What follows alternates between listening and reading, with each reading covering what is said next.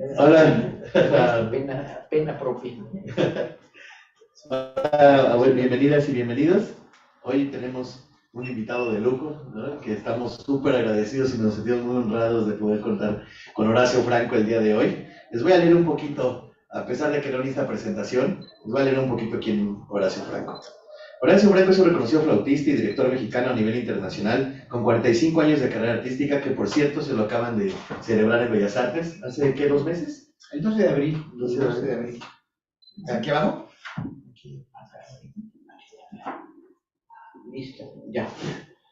El 12 de abril, el 78 de mi primer concierto en Bellas Artes, y ahora lo celebré el 12 de abril, igual, 45 años después. 45 años después. Todavía ni nacías.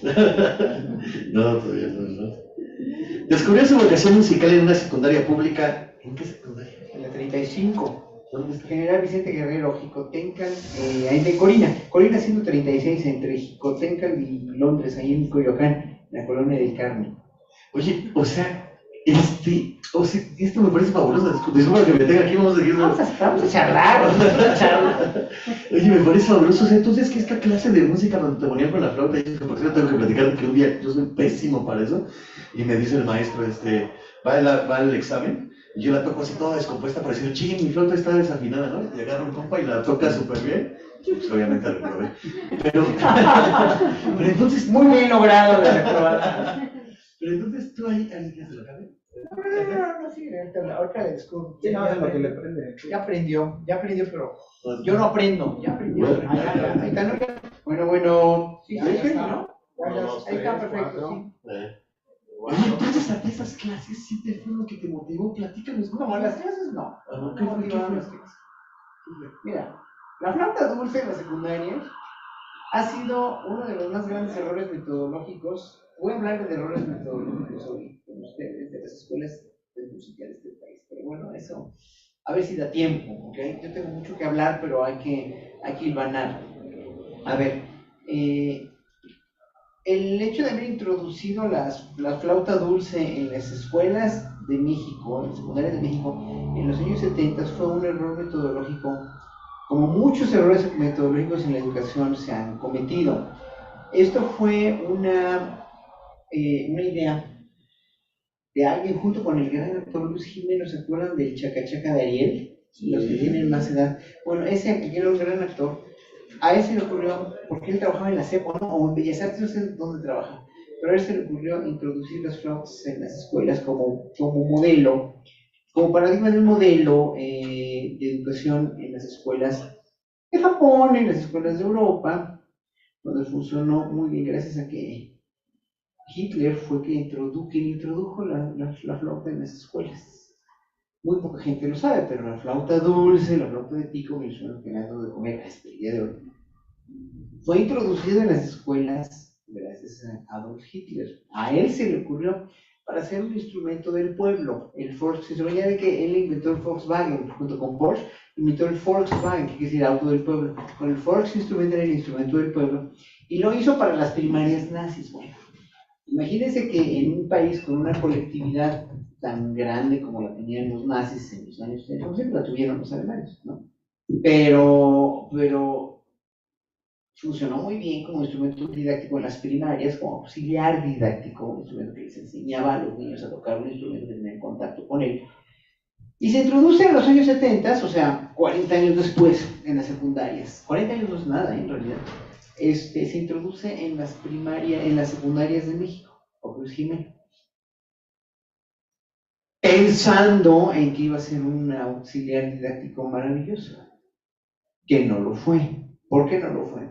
Pues porque se empieza a implementar como un instrumento obligatorio sin haber visto las bases técnicas de cómo enseñar, de cuáles, o sea, de darles metodologías a los maestros y de ver si funcionaba en México con la colectividad que teníamos en México, con los grupos de secundarias y con los grupos tan grandes que teníamos. Los grupos eran de 55, mi grupo era de 57 alumnos. Entonces, ¿qué fue lo que pasó? Que el 99.9% de los niños de secundaria salía odiando con toda su alma la flauta, ¿no? Porque bueno, para muestra, Entonces,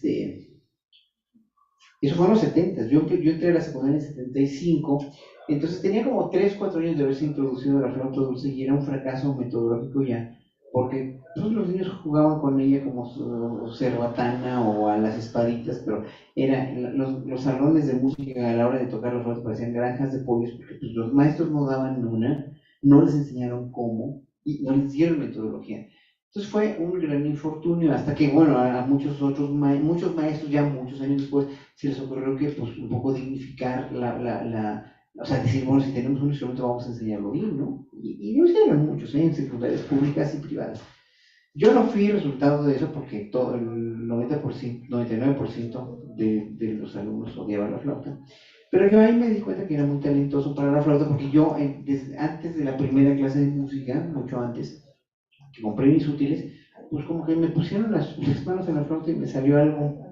Y dije, ay, qué padre, empecé a sacar de oído piezas y todo, y antes de la primera clase de música, ¿eh? Entonces, ahí fue donde me confronté con la flauta, pero en realidad yo fui el bicho más raro del mundo, porque en mi salón a nadie le gustaba, pero el maestro, como vio que yo era tan talentoso, pues me ponía ya, desde el primer año secundario me puso a tocar en los festivales del Día de las Madres, de todos los días, de todos los días de celebración de la escuela, me puso a tocar en público para exponer su trabajo, nada, tonto, obviamente, el maestro de música.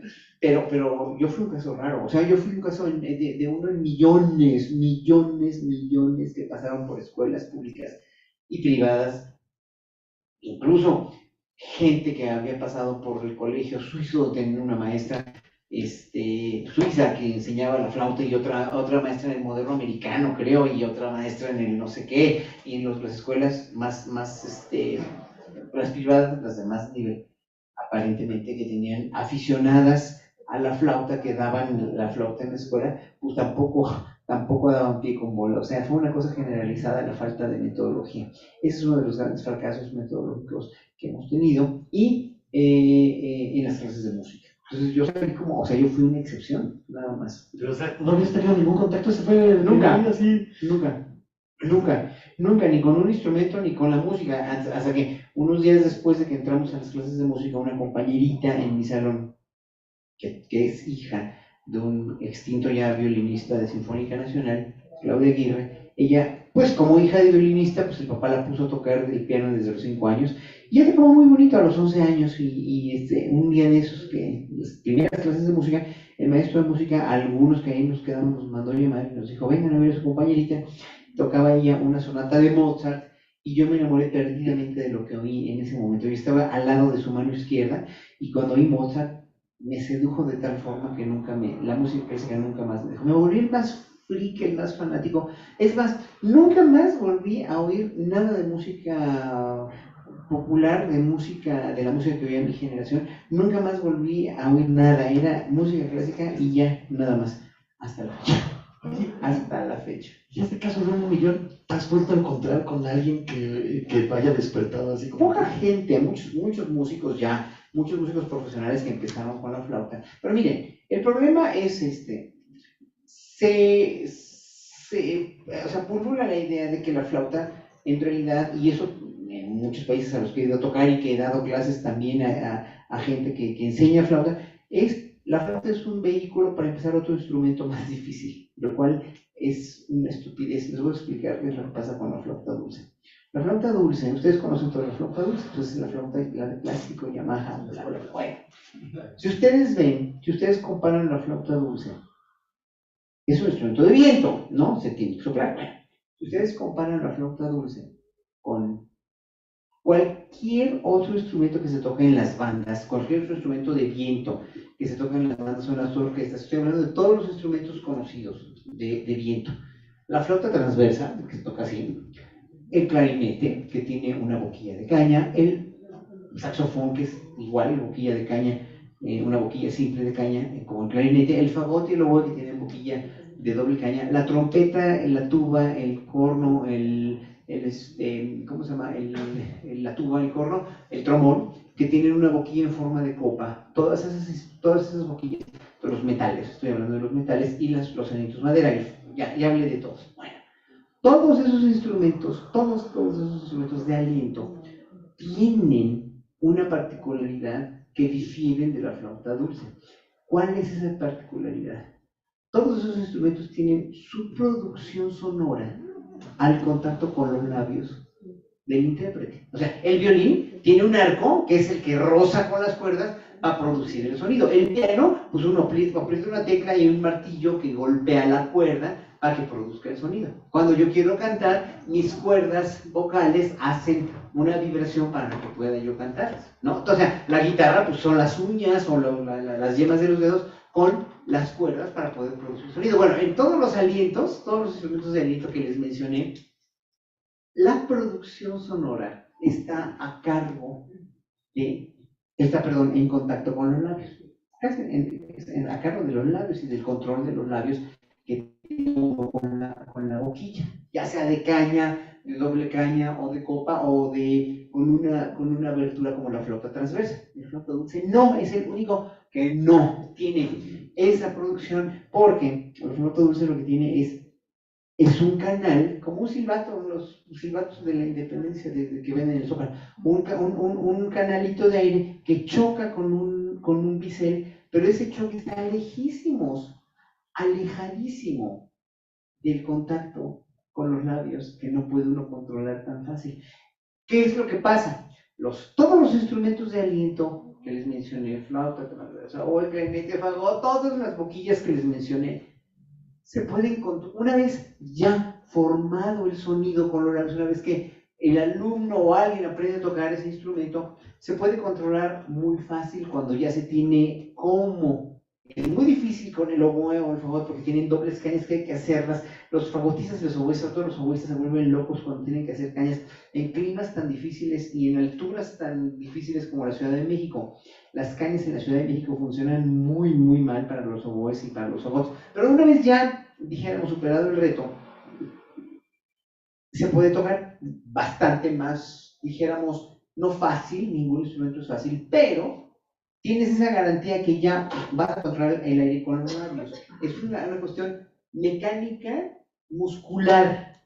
En la flauta dulce, no. En la flauta dulce es una cuestión que tiene uno que controlar el aire muy, muy, pero muy bien, porque el choque está lejísimos del control del intérprete. Es por eso que, pese a que los otros instrumentos son muy difíciles de soplar al principio, ya después con el control lo logras mucho mejor, es más, dijéramos, es más controlable, pero con la flauta dulce no. El choque está tan lejos que es muy fácil de soplar. Cualquier niño le puede sacar un sonido de camote a la flauta dulce, y por eso les digo, los salones de la secundaria parecían granjas de pollos, pero controlar ese sonido es muy difícil. Por eso la flauta dulce, introducirla en un país como México, con esa falta de metodología y de conectividad, fue un fracaso metodológico. Por eso la odiaron todos los niños, porque no había manera. No es que la flauta sea fácil o difícil, es más difícil controlar. ¿Qué es más difícil en la flauta dulce? Es muy fácil sacar el sonido, pero es muy difícil controlarlo, tocar afinado, y ya en la adultez, dijéramos, de la técnica del instrumento, es bien difícil sacar un sonido que sea un sonido de veras con personalidad, un sonido afinadísimo, dirigido. O sea, es un instrumento bastante difícil, es muy, pero muy difícil. Entonces, Hitler creyó que era fácil, sí, para los niños, porque se insuflaba, se soplaba fácil, sí, pero en la Alemania nazi funcionó porque finalmente pues, la Alemania nazi era colectiva y las exigencias para la flauta dulce o estaban bien diseñadas para las colectividades grandes de niños en la Alemania nazi, no en México. Ya por eso, entonces, salían los niños odiando la flauta. O sea, y la pregunta que me haces de que si hay alguien que haya tocado, pues sí, hay muchos niños o muchos adolescentes que salieron tocando la flauta, pero se fueron a otros instrumentos también. Entonces, se fueron porque la flauta pues no era el trampolín, dijéramos, es una idea que se tiene, que es un trampolín para otro instrumento más difícil, entre comillas, lo cual es toda una verdadera falacia y toda una verdadera falta de conocimiento. Interesantísimo, ¿eh? Ya decía yo que no estaba equivocado. ¿Qué te parece? Sigamos leyendo y nos vamos deteniendo en estas peculiaridades de tu vida. Contra la voluntad de sus padres, pero eso es otro tema. Loran consiguió su voz interior e ingresó al Conservatorio Nacional de Música a los 13 años. A los 13 años. Sí, me fui escondido en el conservatorio. A ver, platícanos esa historia. Bueno, lo que pasa es que en el momento en que descubro que tengo facilidad para la flauta y que me gusta la música clásica, lo primero que hice después de haber escuchado a mi compañerita tocar Mozart es llegar a mi casa, decirle a mi mamá que quiero estudiar música, que quiero ser pianista, pues mi mamá, mis papás fueron gente de clase trabajadora que no terminaron ni la primaria porque tuvieron que trabajar desde chiquitos. Entonces eran pues, analfabetos funcionales, muy buenos padres, pero pues muy analfabetos funcionales en la cuestión de ¿qué quiero que hagan mis hijos? Pues que hagan lo que yo no hice, ¿verdad? Estudiar una carrera, aprender a leer y escribir bien y ya, ¿no? Pero para ellos, en su cosmogonía, no existía la música o las artes como una profesión, porque no lo contempla. Mire, mi papá cantinero, que trabajaba aquí en la calle de Palma, en una cantina que todavía existe, se llama La Montañesa. Pero existe, en la calle de Palma, está entre Tacuba y Cuba, me parece que sí. Bueno, total, que mi papá trabajó todo el tiempo ahí, muchos años, y veía muchos músicos de Garibaldi o muchos músicos que iban a emborracharse y que pues platicaba con ellos y obviamente no era la clase de profesión que deseara él para su hijo, pues, ¿no? Porque tomaban mucho, ¿no?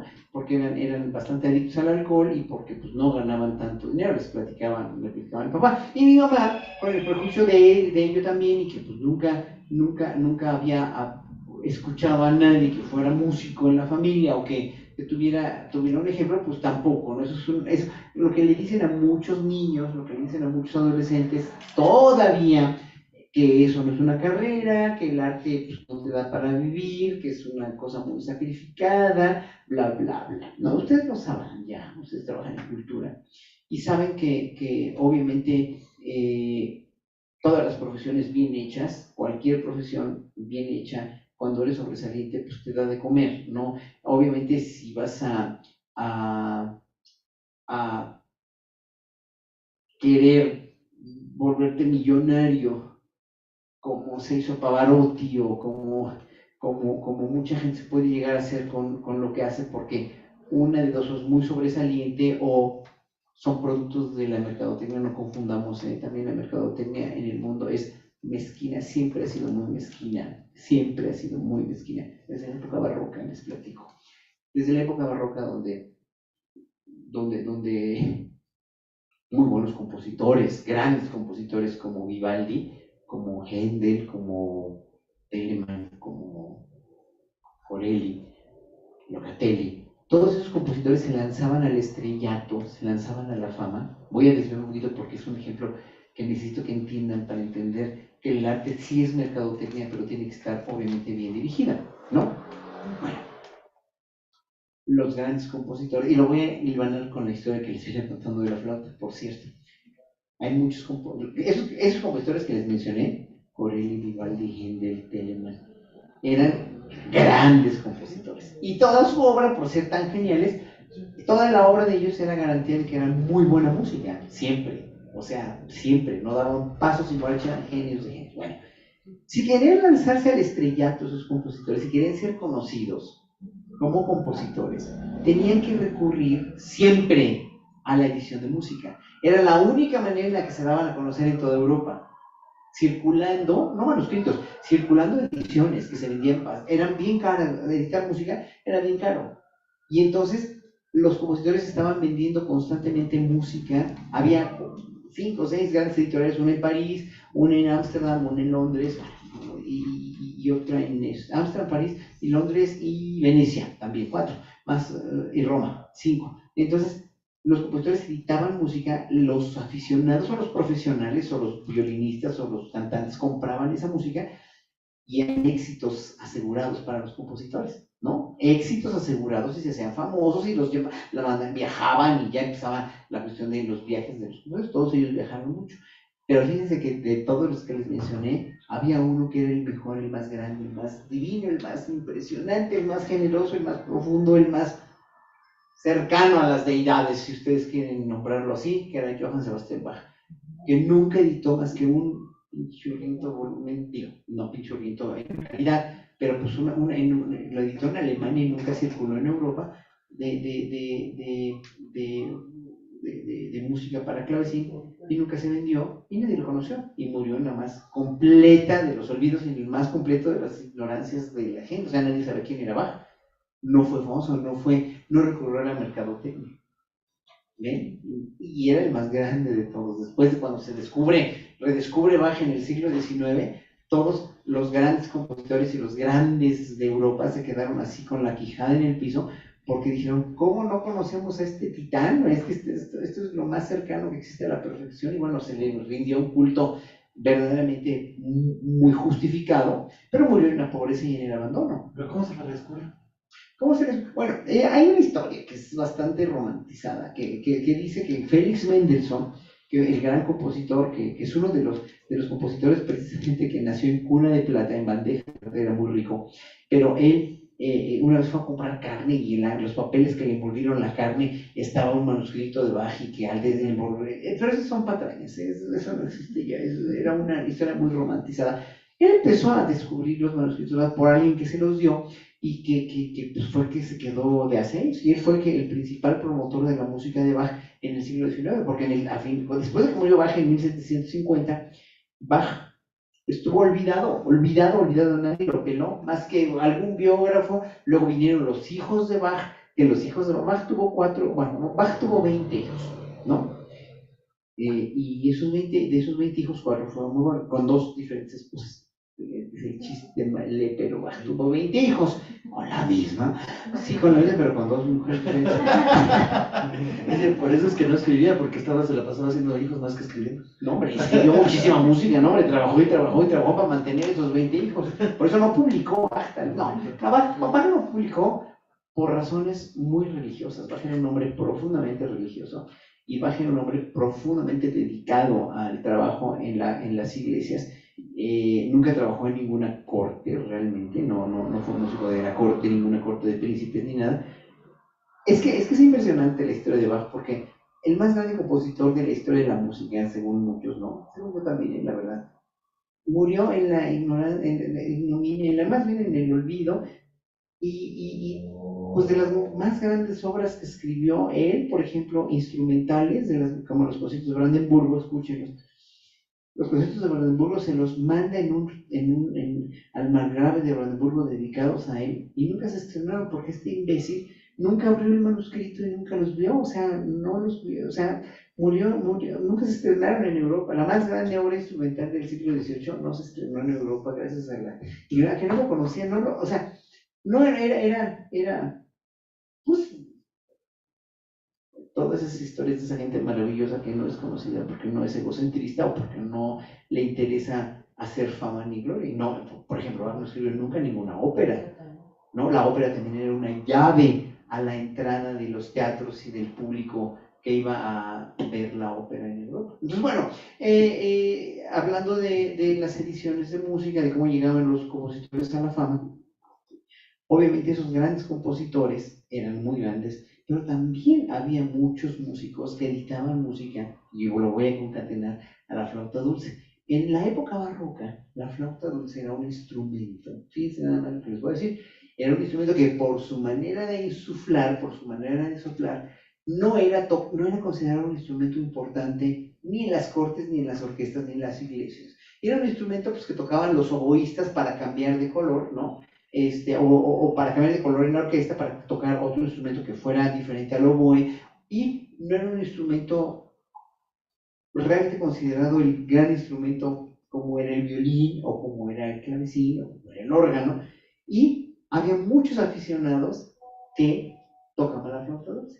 Y había muchos compositores también que escribían mucha música y que editaron mucha música para flauta dulce, y esos compositores pues nadie los conoce porque escribieron música bastante mala para flauta dulce también, bastante fácil. Pues sí, porque si vas a dedicar un libro de sonatas para flauta que puedan tocar los aficionados, pues los vas a hacer muy facilitas y muy sencillitas. Pues, ¿no? Entonces, esa historia es muy interesante porque también explica por qué la flauta dulce siempre ha sido el patito feo de los instrumentos. Está hablando de lo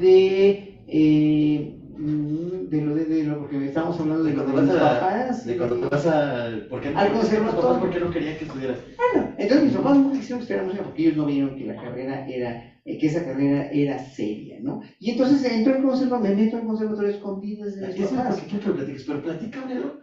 Como José Emilio Pacheco en las baterías del desierto, ese pequeño Horacio, ¿cómo se escapaba? A mí me da mucha duda, ¿cómo te escapabas para irte al conservatorio? Vivía yo en Portales y me tomaba el metro de Ermita Allende y hay un camión que decía Polanco Mazarín. ¿Pero dónde decías que bueno, decía yo que iba a hacer un trabajo a casa de una amiga, ¿no? O de una compañera, y me iba al conservatorio. Eso fue en segundo de secundaria. Ahí descubrí dónde estaba el conservatorio, en Mazarik y Periférico, y pues yo desde que fui al conservatorio me enamoré de esa escuela y dije, qué maravilla. Ahora digo que es un fracaso metodológico.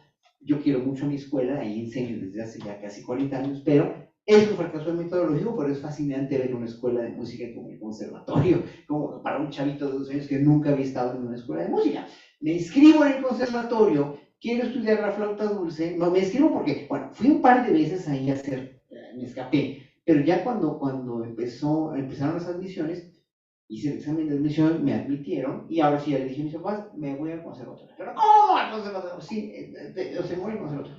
Y ya, pues, fui al conservatorio, me inscribí, me aceptaron, y pues yo quería estudiar la flauta, ¿verdad? Y cuando digo que quería yo estudiar la flauta, pues ¿cómo es posible que quieras estudiar eso? Me dicen en el conservatorio, eso no se da aquí. Fíjense nada más, pues no, de desinformación, ¿no? No es ignorancia, es desinformación. Aquí nos enseñan instrumentos folclóricos latinoamericanos, chatito.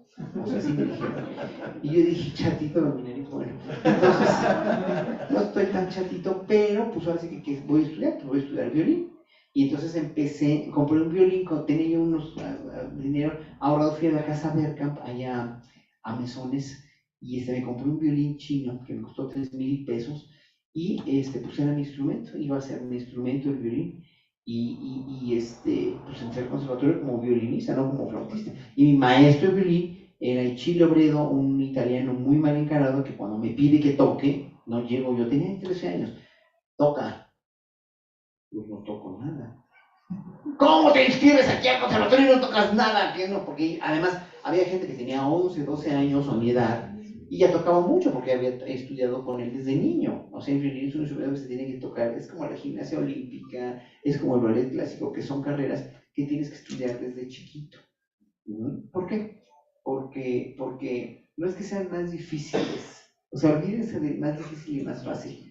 No tienen nada que ver. Todo bien hecho es muy difícil. Cualquier carrera bien hecha es muy difícil. La medicina, la política, ¿ven? La gestión cultural, la danza, cualquier cosa bien hecha es muy difícil. ¿Por qué? Porque vas a llevar las cosas hasta el límite de la perfección. Entonces, cuando yo tenía que haber empezado el violín, si hubiera querido ser violinista, pues a los 8, 9, 6, 7 años, ¿no? Como la danza clásica, como la gimnasia olímpica, porque son áreas del conocimiento, más bien áreas del ser humano, ¿no? Que requieren adaptación neuromuscular muy temprana para poder dominarlas. ¿Por qué? No porque sean más difíciles, es que porque es más natural bailar danza clásica por todo lo antinatural que es desde los 5 años, porque tus huesos y tus rodillas y tus músculos se acostumbran, igual el violín, no así el canto, no así la guitarra, no así los instrumentos de aliento. ¿Ven?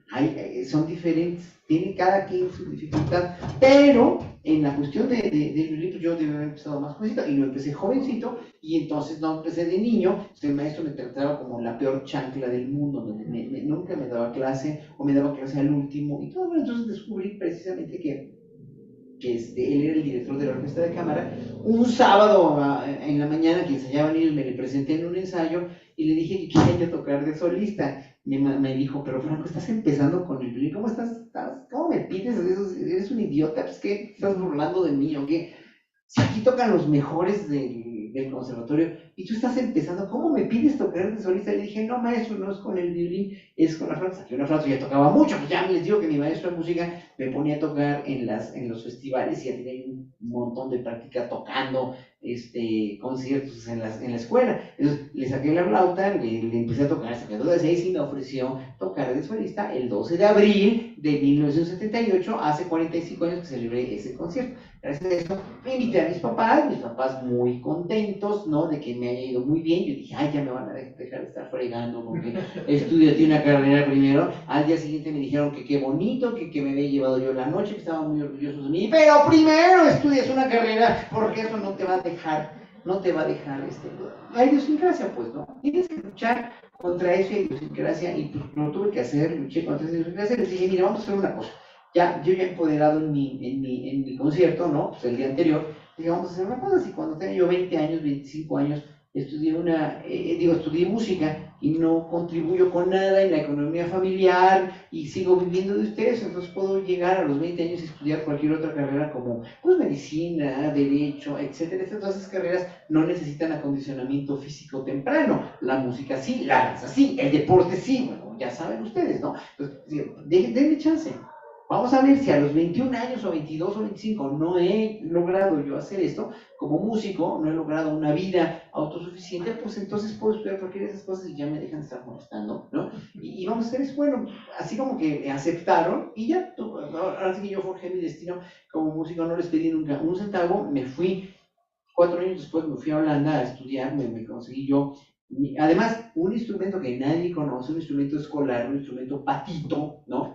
Voy a tocar las puertas bueno, ¿por qué Holanda? Porque era el mejor país del mundo para esto. Ya había radio pública, obviamente, ya había discos, ¿no? Yo compraba discos fíjense, en Aurrera se vendían discos en esa época porque el dueño de Aurrera, que era Manuel Arango, era una gente que sabía mucho de esta música, de música clásica, y ponía, no sé si se acuerdan, los que tienen más edad, o mi edad, pues, que vendían discos al 9.90 en Aurrera, vendían discos de música clásica, era padrísimo porque había muy buenos discos. Yo ahí descubrí que los flautistas holandeses eran los mejores. Yo quería estudiar hablando, bueno, era mi tarea, ¿Cuántos años tienes? Yo tenía, cuando empecé a comprar discos, 11 años, cuando entré a la secundaria, cuando me empecé a descubrir la música, pero cuando me fui a Holanda tenía 17 años. A los 16 años el director del conservatorio me manda a llamar y me hace el maestro más joven del conservatorio. Me decía, tú tienes que dar clase de ese instrumento porque hay mucha gente que quiere tocarlo, y entonces tú presentas un examen a título de suficiencia. Él fue el último director muy bueno que tuvo el conservatorio.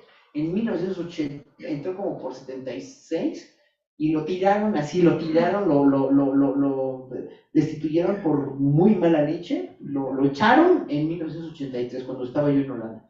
Y el maestro Armando Montiel Olvera, un maravilloso director que logró muchísimas cosas por el conservatorio. Bueno, entonces resulta que me nombra maestro, fui maestro durante un año, a los 16 años ya era yo maestro del Conservatorio y de la Superior de Música, y gracias a eso, no, porque pues yo ya quería ir a Holanda. ¿Por qué? Porque me urgía estudiar con alguien. Miren, la música clásica no se puede estudiar autodidacta. Porque, a ver, vamos a ver qué es la música clásica. La música es el lenguaje universal más primigenio que tenemos. Y de eso todo el mundo lo sabemos, o sea, tiene que estar obviamente consciente de que somos música desde que estamos en el vientre materno. O sea, estamos aquí.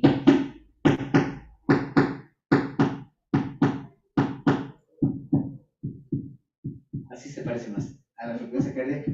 Cuando estamos en el vientre materno, escuchamos el latir del corazón de nuestra madre y luego el de nosotros, y se fusionan y salimos al mundo y nos cantan. Oímos antes de ver colores, antes de entender palabras, antes de cualquier cosa, oímos alturas y ya tenemos la frecuencia cardíaca impregnada en nosotros. Por eso somos seres musicales, tenemos el sentido del ritmo, es lo más primigenio que tenemos.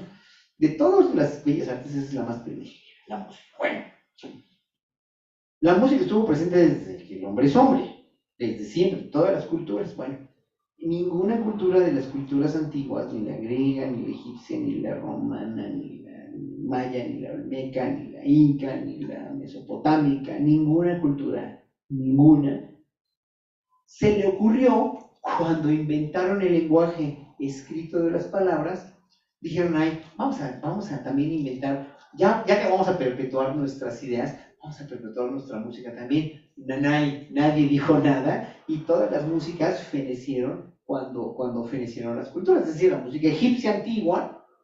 O sea, el que les diga que toca una pieza egipcia antigua de tiempos de Ramsés II les está tomando el pelo. Cualquiera que les diga que toca música prehispánica de antes de los españoles les está tomando el pelo. La música prehispánica, perdónenme, pero no existe como tal. Existe la música indígena actual, que está permeada por mucho de la conquista. Pero que no les tengan con la, pero con la idea de que toco música prehispánica. No, puedes tocar instrumentos prehispánicos, sí, pero no vas a decirme que estás tocando una melodía prehispánica porque no existe, punto. Porque no registraron nada y porque los españoles vinieron aquí a arrasar y a chingarnos todo lo que ya sabemos. Entonces, que no les digan, que no les cuenten, porque a lo mejor les mienten, y si les mienten, una canción griega de tiempos de Pitágoras. No, señores, no. Todo eso se extinguió, se murió, se cayó totalmente. ¿Por qué? Porque al arrasar con las civilizaciones, al acabarse las civilizaciones, se acaba todo. Porque no registraron, porque se les olvidó registrar la música. ¿Quiénes fueron los primeros que empezaron a registrar la música por escrito? Los europeos.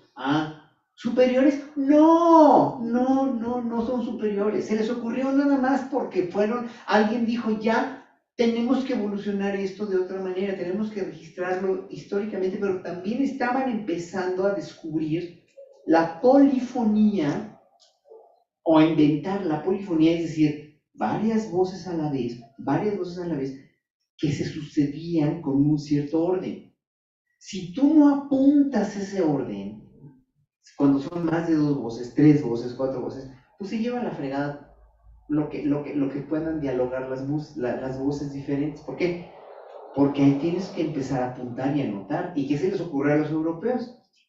Empezar a escribir las alturas de las notas en un pentagrama, en un tetragrama. Entonces, decir, esta bolita se llama do, esta se llama re, esta se llama mi, esta se llama fa. Eso fue debido a un himno gregoriano, el himno San Juan, un himno que se cantaba desde el tiempo del canto gregoriano, que fue la música litúrgica a una sola voz de la Iglesia Católica, que San Gregorio lo que hizo fue ordenar el calendario.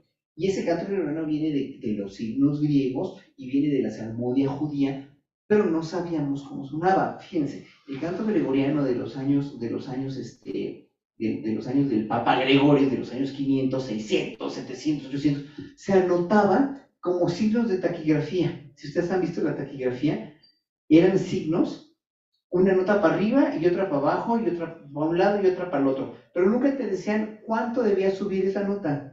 Entonces todo pasaba por tradiciones orales. Las rolas gregorianas, las canciones gregorianas, los himnos gregorianos, las salmodias gregorianas, pasaban de generación en generación por puro oído. Esta sube, ¿cuánto? Ay, no te importa, hombre, tú cántale y ya, cállate. ¿No? Así era. Entonces, así pasaban las notas y nadie le importaba si era i, o i, pero no tiene nada que ver. Yo les canto esto pero les canto esto y no es igual, ¿no? Una nota es más alta, entonces no sabían ni ellos nomás. Obviamente apuntaban con ese código como de taquigrafía, que una sube y otra baja, y ya. O dos bajan y una suben, etcétera, etcétera. Pero no sabían cuándo.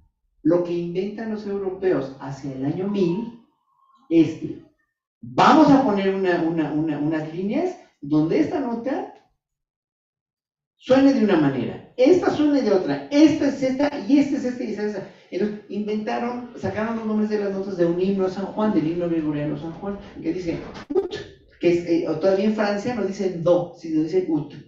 Ut coelaxis, re sonare fibris, mi gestorum, fa bulitorum, sol bepoluzzi, lave sanctorum. Eran 6 notas, nada más.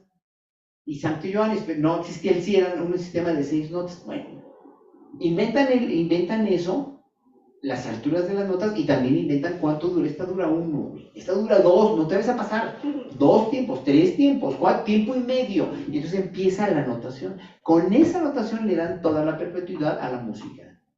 Y ya está, o sea, bajo advertencia no hay engaño. Aquí no dice ti, no, dice y esta dura 2 tiempos, o un tiempo, o 4 tiempos, como ustedes lo vieron en la clase de música. ¿Ven? En la música hindú no existe eso, en la música árabe no existe, en la música china no existe, ninguna música existió. Por eso los europeos perpetuaron su música y la sistematizaron de una manera totalmente, con una arquitectura, con una manufactura arquitectónica y de ingeniería, que ahí está el papelito, y no te pases de ahí, porque así están las notas. Esas notas, desde el siglo X que aparecieron, desde el siglo XI, no se cambian. ¿Ven? Por eso los europeos desarrollaron una cultura musical muy diferente a todas las otras civilizaciones. ¿Superior? No, otra vez, no y no, pero diferente, sí, sistemática, sí. Porque aparte no sabemos, ¿no? Si los mexicas o los mayas se lo habían anotado, porque todos los códices los quemaron, ¿no? Sí, pero no inventaron ningún sistema. Ninguna civilización inventó ningún sistema de ordenamiento de notas. Nadie, más que los europeos, fueron los primeros en el año 1000. Nadie lo inventó, nadie lo había inventado. No era importante. Y los hindús siguen haciendo su música tradicional sin notación, con pura cuestión de memorización y de reacción. Y los árabes igual. No leen música. No la leen, nosotros sí. Eso le permitió a la música europea desarrollarse de una manera. Por eso es importante que entiendan que la música clásica, por eso se debe llamar clásica. Por eso llegaron a niveles enormes de refinamiento y de una manufactura muy hecha a partir de reglas, muy hecha a partir de cuestiones. Es como una catedral con todo el cálculo que significa de cálculo numérico, o las pirámides, ¿no? O los grandes monumentos de Chichén Itzá y toda la cultura maya y de Olmeca, que necesitan para hacer una cuestión que donde el solsticio del equinoccio de primavera pase por la luz, pues esos son cálculo, es cálculo científico. Esta música europea es cálculo científico. No quiere decir que la otra música sea inferior, no. Quiere decir que la otra música se hace de otra manera. Muy interesante también, mucho más humana tal vez, sí. Pero esta música europea, pues no se puede estudiar. ¿Por qué? Porque después de que viene la escritura, todo el fundamento de la música europea está basado en ese desarrollo técnico. Y luego, primero de la polifonía, de toda la secuencia de muchas voces a la vez, que obviamente nos guste o no, a mí no me gusta, pero sí fue la Iglesia Católica la que puso todo los cánones y las reglas, porque eran los que tenían la sartén por el mango, los que eran los poderes fácticos. O sea, Claudio X González era la Iglesia Católica, pues. ¿No? Era la Iglesia Católica. Pero entonces, ¿cómo consigues irte a Holanda? Bueno, Países Bajos, que por cierto tengo que decirles que nos conocimos en la Embajada de Países Bajos, en el Día del Rey, ahí nos conocimos. Pero ¿cómo te vas? ¿Cómo consigues el pasaje? Y pregunta 2, si cumple tus expectativas. Bueno, ahí voy. Resulta que yo ya era maestro del conservatorio, pero yo me tenía que estudiar con alguien, porque les digo, yo no había estudiado aquí con nadie, aquí nadie me puede dar clases, nadie. Entonces, pues yo ya era el maestro del conservatorio, ¿no? Y resulta que, pues, yo dije, no, yo tengo que mandar tengo que ser admitido en estas escuelas donde ya había yo comprado los discos, ya había yo escuchado en la radio. Entonces, yo tengo que irme a estudiar a Holanda, a fuerza. No quería en Inglaterra, no, nada. Incluso desde el tercer año de secundaria, la maestra Casitas me decía, no te vayas a ir a Holanda porque ahí vuelven a los muchachos homosexuales y los drogan con hashish. Vete a China, me decía, no, ¿qué China? Imagínense China, no, para estudiar mi instrumento. Yo siempre me quise ir a Holanda porque estaban ahí los mejores. Franz Bruggen sobre todo. Bueno, resulta que soy ya entro a dar clases en el conservatorio, pero en esa época mandé, primero que nada, antes de eso, pues fui a ver a Rafael Tovar y de Teresa, que trabajaba en Fonapaz, y a Lorenzo Lazo, que también trabajaba en Fonapaz.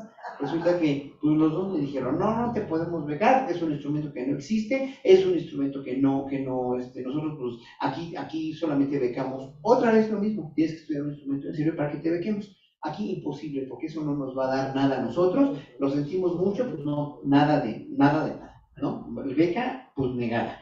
Y entonces dije, bueno, pues voy a ahorrar. Entonces ese año ya estaba yo ahorrando, ya mis papás nada más me veían y me dejaban ahorrar. Y había un concurso también de enciclopedia británica que se llamaba Rutas del Conocimiento, lo vi anunciado en el periódico, ofrecían $6,000 de premio por un artículo, por algo que se entregara un material. Entonces, ya había yo comprado la enciclopedia, entregué el artículo, salió premiado, y gracias a mi año de salario como profesor de conservatorio y de la superior de música, y al premio que me gané, que me entregó Sergio Sarmiento, pues estaba bien chiquito, en 1981, imagínense,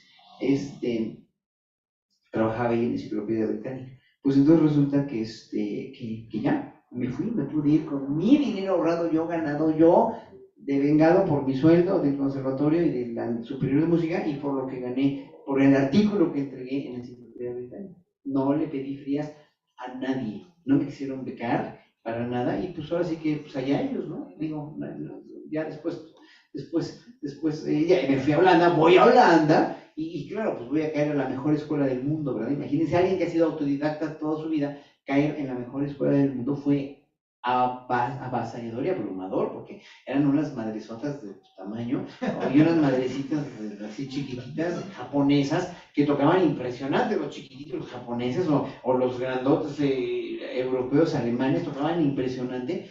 Y pues yo conocía en el piso y dije, bueno, pues aquí, ¿qué necesito yo? ¿No? O sea, primero que nada, a ver qué nivel, ¿no? Qué maravilla. Era la mejor escuela del mundo. Entonces era lo top del mundo. Walter Rauch, que el maestro con el que fui a estudiar, el mejor pedagogo del mundo. Entonces, pues llego ahí y digo, no, pues aquí, ¿qué tienen ellos que no tengan allá? Ahora tienen buenos instrumentos. Yo no tenía tan buenos instrumentos. Ok, ¿qué más? Mucho trabajo. Sí, claro, también.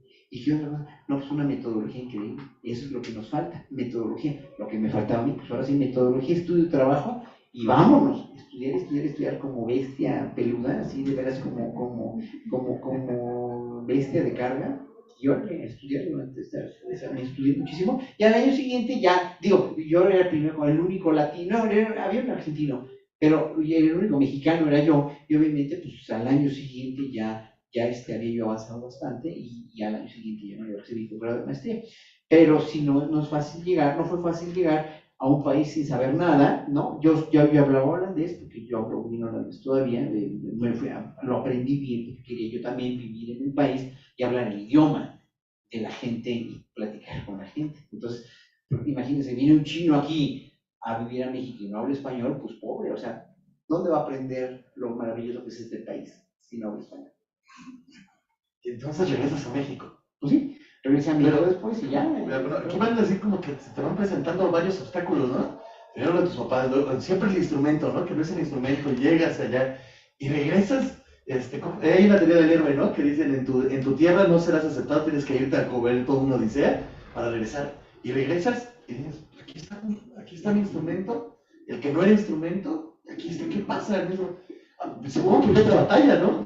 Bueno, fíjate que no, porque mira, yo es que yo me fui a los 17, pero estaba muy despierto, y regreso a los 21 ya con mi maestría, y regreso más despierto. A mí, todo el pensamiento que ustedes verán cuando vean las mesas de discusión política, que no, ahorita no vamos a hablar, lamentablemente ya no da tiempo de lo de la cultura en la 4T, pero bueno, ya me preguntarán, ya veremos si hay otra plática que desde por acá. Pero lo interesante de esto es que todo lo que aprendí a ser en un ciudadano democrático, educado a la democracia y no a la dictadura perfecta, pues fue en Holanda. Holanda me dio a mí todo el vehículo del mundo, todo el conocimiento, o toda la experiencia de vivir en un país que no era una dictadura, como lo era México, nada más, ¿no? México era una dictadura. Yo cuando llegué llegué en 85, en el temblor precisamente de 85, dije, es que esto es una dictadura, o sea, de veras es una dictadura, y seguí percibiendo que era una dictadura hasta 2018, hasta más o menos 2018-2019, que se empezó a vislumbrar un poquito menos ya en el gobierno de la 4T, pero la cuestión es que sí vivimos en una dictadura simulada de democracia. Era una dictadura, y por eso finalmente, gracias a Holanda, yo me había dado cuenta de eso. Lo que pasa es que llego a México y no voy a empezar a vociferar en contra del gobierno porque era el único que nos daba trabajo, ¿no? A ver, en México siempre ha habido una sempiterna protección a las artes por el gobierno. Ese es un defecto, o no defecto, es una característica de los gobiernos priistas que empezaron a patrocinar la cultura a partir de un paradigma socialistoide, socialista si ustedes quieren, también por conveniencia de callar a los artistas, de tenerlos contentos, de tenerlos bien comidos, dijéramos, o más o menos bien comidos, porque hicieron también muchos chanchullos y muchas diferencias en sexenios. Los sexenios de Fox, de Calderón, de Salinas, muchas diferencias entre los artistas mexicanos y los artistas extranjeros.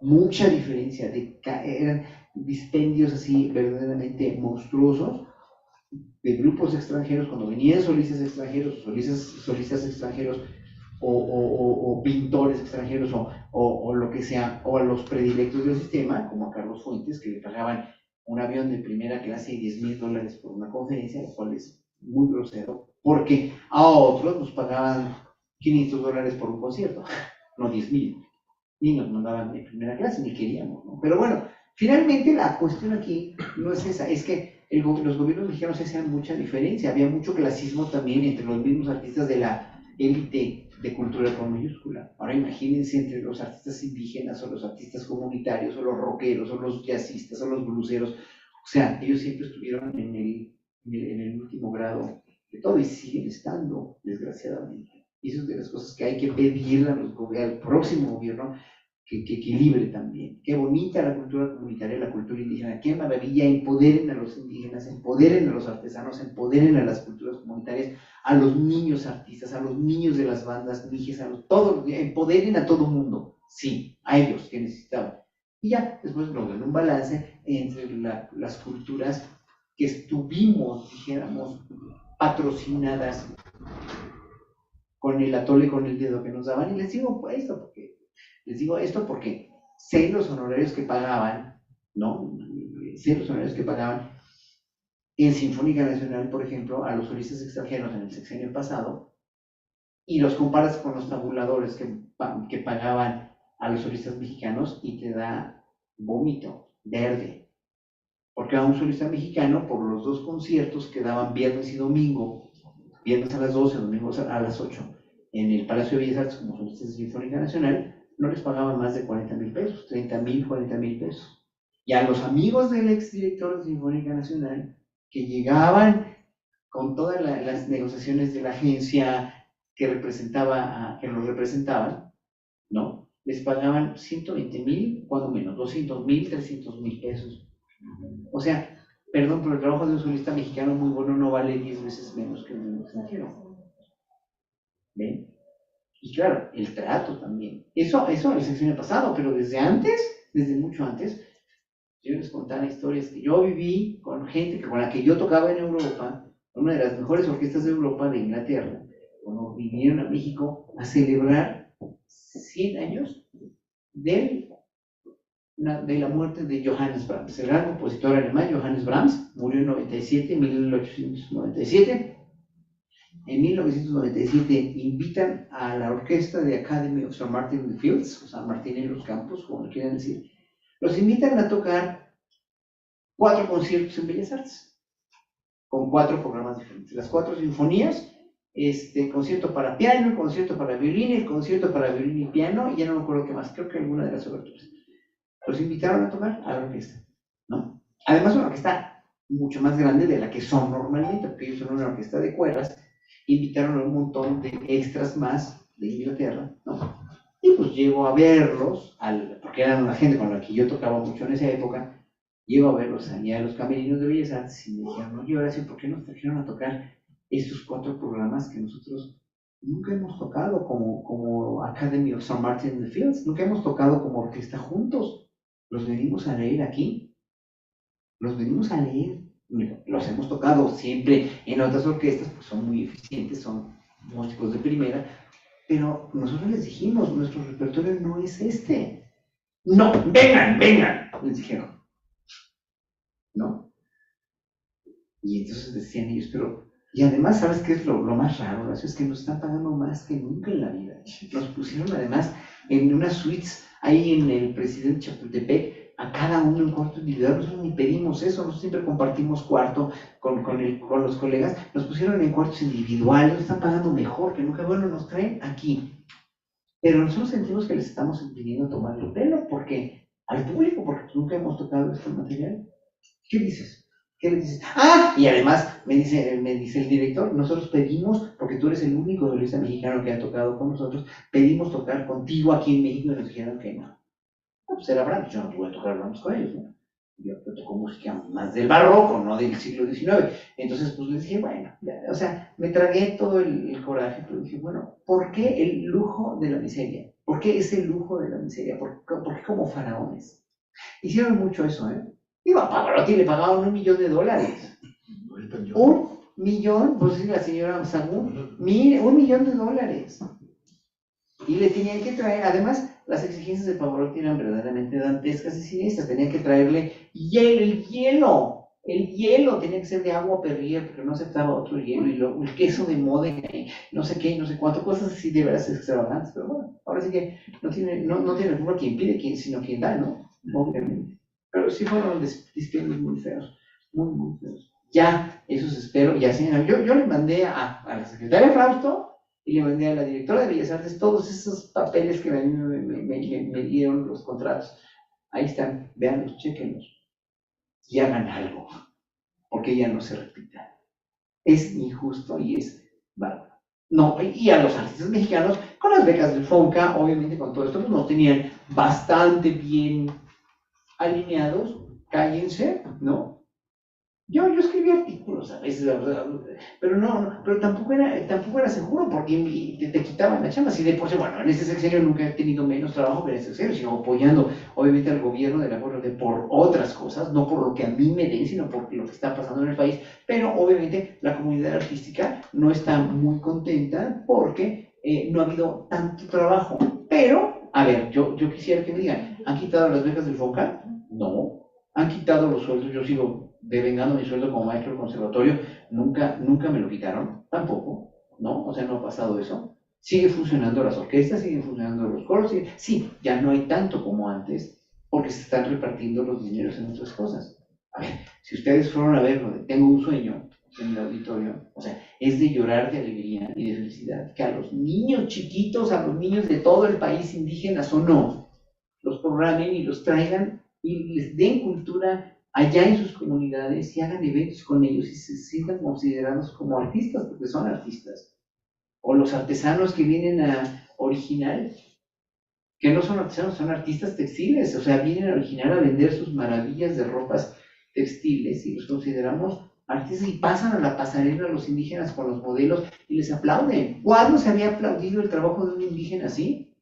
¿No? Eso pasa, esas cosas como son, que dices, mejor yo me callo, o sea, yo ya no vivo de los conciertos como vivía antes, no importa, pero qué bueno que le den a esta gente. Ahora, que le den a todos, sí, ya, pero por igual, que si a mí me pagan 10,000 pesos por un concierto, que si solicitan un blusero como Real de 14 o a un indígena que venga a tocar sus sones o a un grupo de son jarochos que les paguen lo mismo que a mí, está bien. Y si viene un extranjero a tocar de solista con Sinfónica Nacional, que le paguen lo mismo.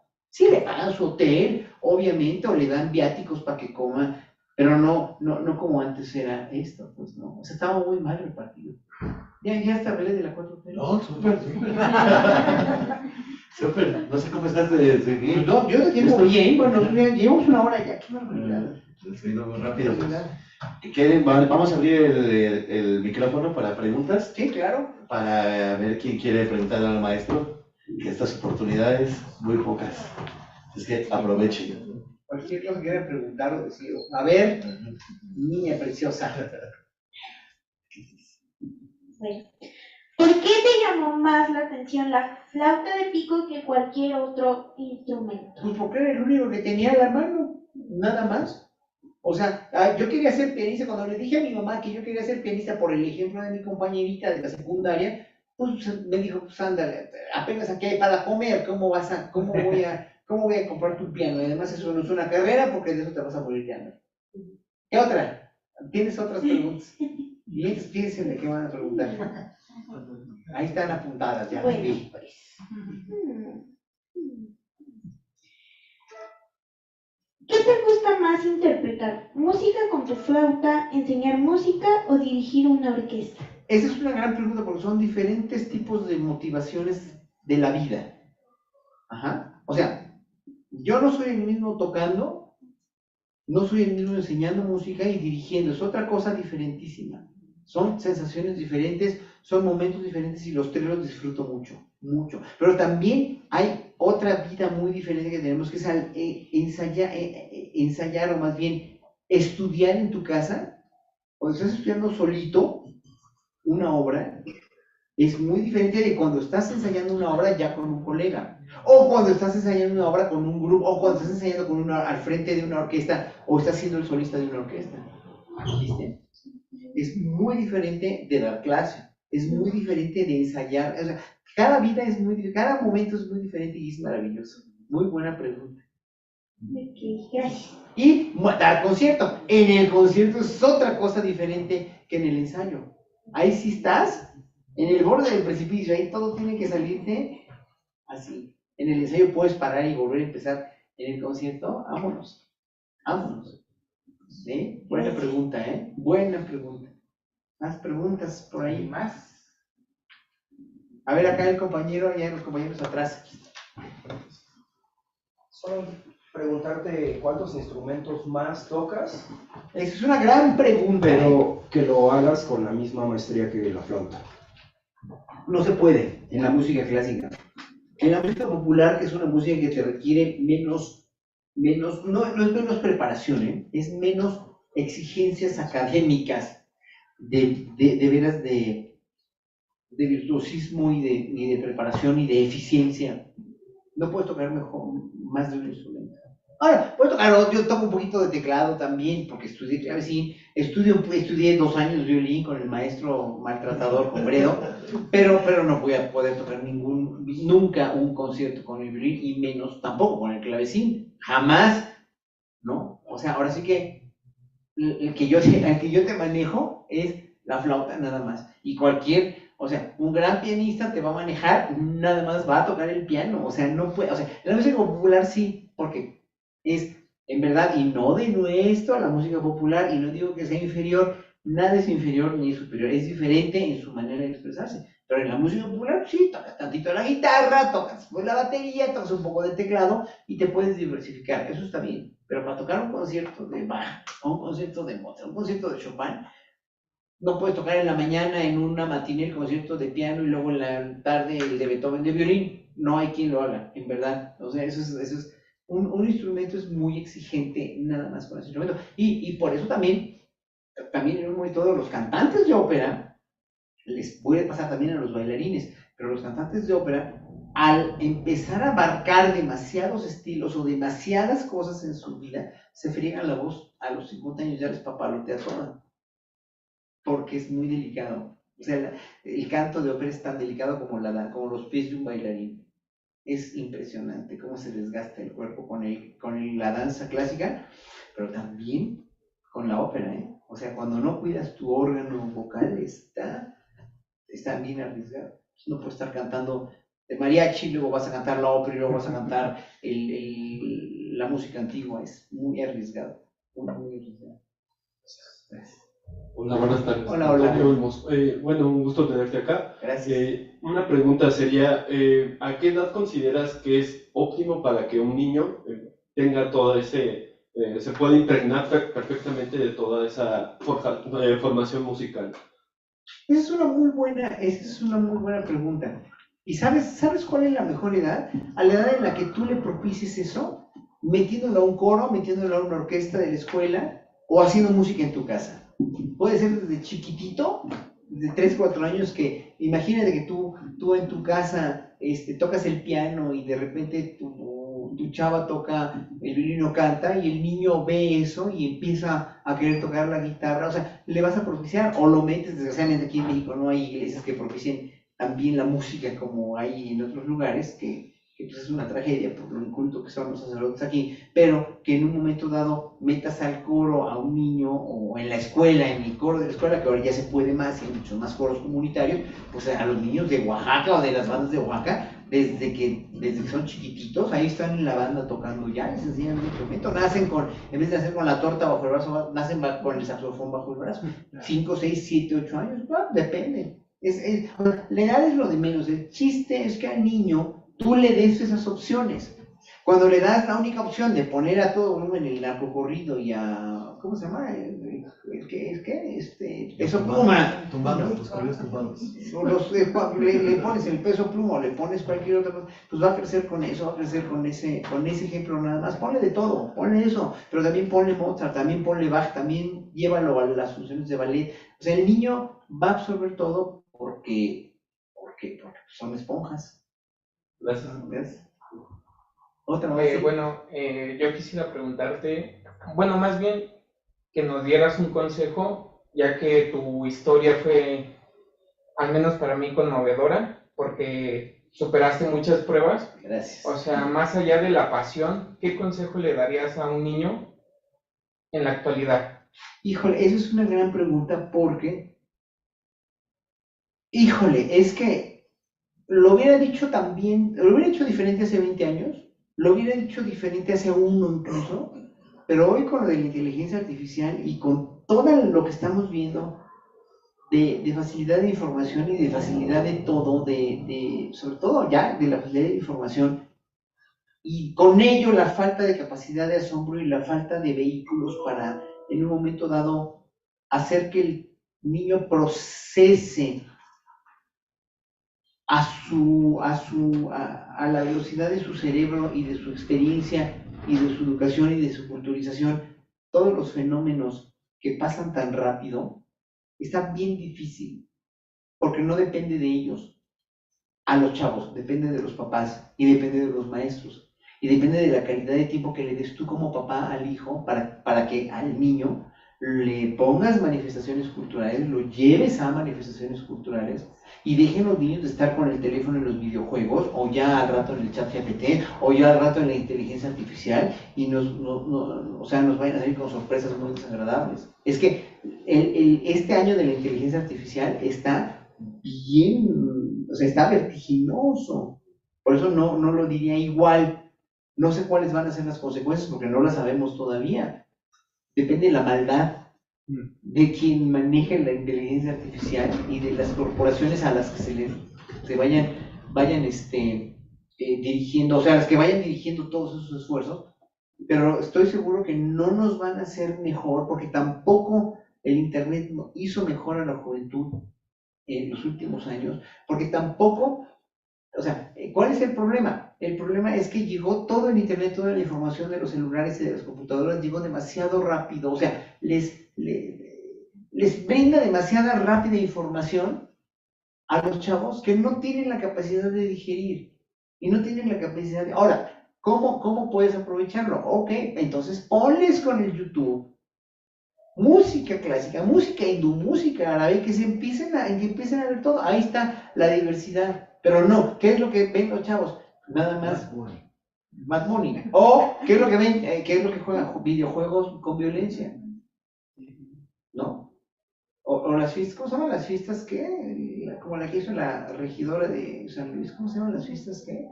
Las chichonas, ¿cómo? Sí, temáticas. No, sí, Buchonas. Las buchonas.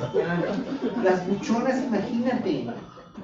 En tu casa lo único que ven son fiestas buchonas, hay fiestas buchonas. No, espérame, también hay Cepillín, ok. También hay Cricri, ok. También hay Mozart, sí, hay Bach, hay funciones de danza. Pero diversifica. Y los maestros pues, tienen una gran labor también ahí al emprender sus clases. Sí con la computadora, pero con un montón, sobre todo eso de dirigir a los chavos. Yo pedí, la última vez que pedí del FONC, que fue hace más de 12 años, no, ya, como 14, me la pedí para dar conciertos didácticos en secundarias. Y en secundarias sobre todo marginadas, que luego también conseguí en secundarias no tan marginadas, pero entonces vi lo mismo, o sea, yo pedí eso porque pedí hacer conciertos didácticos porque la orientación vocacional es una de las, para mí es el error más grande o la carencia más grande que tenemos en México en cuanto a educación, porque los chavos acaban no sabiendo qué van a estudiar y se meten a cualquier carrera que les vaya a dejar dinero, pero a la cual o no les gusta o no tienen talento para ella. Y entonces acaban trabajando de otra cosa o simplemente son muy infelices en su vida. Tú vas a ser notario porque yo soy el notario 20, y tú vas a ser el notario 20 también. Y ahí que si quieres estudiar danza porque es pajotos. ¿no? Sí, claro. Y el pobre quiere estudiar ballet clásico y tiene un talento impresionante. ¿Y qué? Es el notario más amargado del mundo y es el más infeliz y la notaría la hundió. ¿Por qué? Porque él quiere ser bailarín. A eso voy, pues no, o al contrario, ¿no? El que es bailarín quiere ser notario. Fíjate que ahorita que estás comentando estos ejemplos, me viene a la mente que ahora cuando éramos niños, este tipo de esfuerzos que hicieron, por ejemplo, músicos como Luis Cobos, de fusionar, que opinión, digo, obviamente ya a lo mejor para algunos ya no es tan familiarizado esto, pero esta fusión que hacía de música clásica, o más bien de música mexicana interpretada con algunos de los instrumentos propios de orquesta de cámara o de orquesta sinfónica. ¿Qué opinas de esta fusión? Digo, ya pasó mucho tiempo, pero nunca te había preguntado qué opinabas de esto. Pero todo eso se vale, o sea, todo se vale mientras esté bien hecho. Y mientras no tenga fines comerciales, únicamente comerciales para vender. Ese es el problema de cualquier arte, de cualquier política pública, de cualquier cosa que no sea, o sea, de cualquier cosa del ser humano, vender a diestra y siniestra. Porque en la música clásica también hay fenómenos que se crearon solamente para vender exclusivamente. ¿Cómo cuáles? No me gusta mencionar colegas, pero pues André Rieu, por ejemplo, violinista, muy bueno, él fue esposo de una compañera mía en Holanda, André Rieu. Pero pues obviamente es música dirigida a un tipo de público que vende muy bien además. No, está bien, es que yo a un tipo de público en especial que vende mucho. Y bueno, sí, está bien, o sea, de pastelito y todo, sí, está bien, ¿no? O Yanni, o Richard Clayton, o sea, es pura cosa para vender, pura cosa para vender. Y cuando no es una cosa para vender, como un grupo como un blusero tan padre como Real de 14, como José Cruz, se las ven difíciles para poder sobrevivir. Como la música clásica igual. Pero, obviamente, pues, todo depende de cómo te gestiones. Aquí, en las artes con mayúscula, la gestión, tu gestión, honesta, eficiente, es lo que te va a dar tu viabilidad como músico que va a sobrevivir de la música. Muchos compran sus carreras también. Y lo que hacía Luis Cobos era, ¿crees que haya contribuido a que esa generación se acercara a la música clásica? Sí, claro. Así como lo que hacían como Walter Murphy con la quinta de Beethoven con Punches Punches. Está bien. Mucha gente se escandaliza y todo, le ponen gregoriano también con Punches Punches. Está bien. O sea, se puede, todo se vale. Todo se vale. Lo importa. O los Beatles con la música hindú que ponen citar también. ¿Cuál es el problema? Claro. No tiene nada de malo. Nada es malo cuando se hace bien y cuando se trata de hacer. Yo mismo con mis discos del medieval danzón y de Bach a los Beatles, plan con maña. Para los que oyen danzón, oigan música medieval o música de Bach, y de Bach a los Beatles igual. Para los que oyen Beatles, oigan a Bach. Porque si no, no lo oyen. ¿Viste? O sea, no es fusión, pero es más bien inclusión. Todas las músicas tienen que ser incluyentes. El problema es, como te digo, cuando mezquinamente lo haces para vender nada más a diestra y siniestra y no tienes una preparación técnica. Ese es el problema. En la música sí se necesita una preparación técnica, obviamente. Lo vas a cantar todo desafinado o tocar todo mal, ¿no? Obviamente. Muy bien, pues. ¿Una última ya o ya? Pues bueno, pues agradecerte y pues sí, comentar esto, ¿no? O sea, por ejemplo, lo que pasa es, la música desde todos los aspectos, pues es una creación del ser humano y no ha cambiado, pues desde que somos Homo sapiens sapiens, seguimos siendo, ¿no? Lo que ha cambiado es la facilidad, ¿no? La no preparación, el no acercamiento, lo que tú bien decías, ¿no? Estas educaciones tempranas mal hechas, ¿no? No bien pensadas para que el ser humano pueda acceder al arte, a la ciencia. ¿Por qué no se lo pasa ahí? También cuántos odiamos las matemáticas, porque teníamos maestros malísimos que eran muy duros a la hora, ¿no? Muy cuadrados, ¿no? Cuando la matemática es una cosa también de filosofía, de mucha creatividad, como la física, la química, ¿no? O en esta noche del neoliberalismo que quitaron las ciencias sociales, que no había no El había civismo. el civismo, ¿no? Tantas cosas que hemos estado combatiendo porque ya nos veían como meros empleados, los únicos que tenían derecho a la adquisición de la felicidad eran ellos. Pero me encanta bien decir este ejemplo, ¿no? Lo que pasó con el desfile de Día de Muertos. O sea, yo estoy segurísimo que había 200,000 mexicanos que habían propuesto que se hiciera ese desfile en las calles de la Ciudad de México y que no le hicieron caso hasta que lo vieron en una película. En una película, o sea, es increíble. Increíble. Y eso ya pasó, y qué bueno que pasó. Sí. Y es el día que más llega turismo a la Ciudad de México, que están abarrotados ese fin de semana. Es decir, el arte también es una fuente de vida y que también te puede dar para vivir muy bien si está bien catalogada por los gobiernos, ¿no? Por la gente que lleva esas políticas públicas, que es lo que pasa en ciudades como Londres, ¿no? Que viven del arte, o sea, son unas ciudades artísticas y que sus artistas viven muy bien. Bueno, después de ese comentario, agradecerte, no tienes idea cuánto que estás aquí, agradecer a mi querido Marquina, que es el que pudo hacer este acercamiento con nosotros y que este es el segundo de muchos más que estamos planeando para este año. De verdad, agradecerles a ustedes que ya pasaron que ya están en la hora de la comida y que siguen aquí. No, pues muchas gracias, ya vayamos a comer, ya no rugen las tripas. Y ya nada más por último, hacerte entrega de un muy humilde pero muy sentido reconocimiento de parte del titular de la unidad de administración, el licenciado Omar Monroy, que te agradece de sobremanera que estés aquí con nosotros, y que ojalá hayas disfrutado lo mismo que nosotros disfrutamos de tenerte aquí, y que como tú ya dijiste, y te vamos a comprometer que no sea la última. Que sea la primera de muchas. Que sea la primera de muchas, y muchos temas con los que vamos a seguir platicando. Sí, muy bien. Pues ya veremos cuándo, ya nos ponemos de acuerdo, ¿no? Pues muchísimas gracias, querido Horacio. Gracias, Ricardo.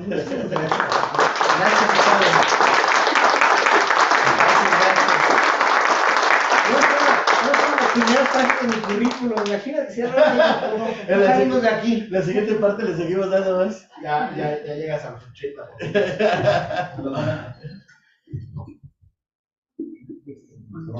Claro que sí.